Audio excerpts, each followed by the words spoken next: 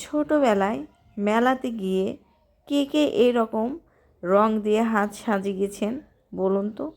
আমি তো অনেক সাজিয়েছি, আমার অনেক মনে পড়ে।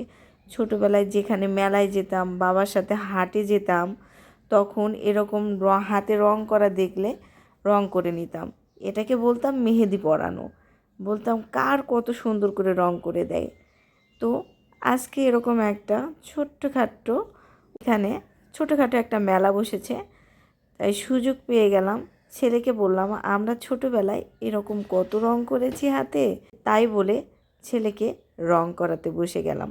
ও খুব আগ্রহ নিয়ে রংটা করলো, কিন্তু দুঃখের বিষয় আগের মতো সেই টকটকে ভাব রং এখন আর নাই। খুবই হালকা করে রংটা দিয়ে দিয়েছিল।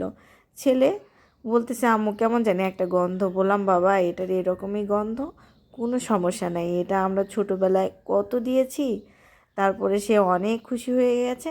তারপরে আমার একটা ফুফাতো বোনের ছেলেকেও দিয়ে দেওয়া হচ্ছে।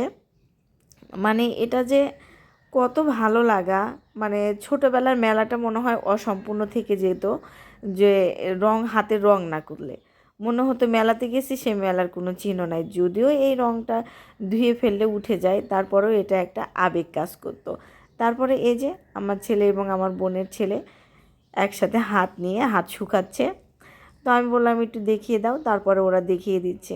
আমার মনে হচ্ছিল আমি একটু হাতে রং করি, তাও রংটা ভালো ছিল না দেখে আমি রং করলাম না।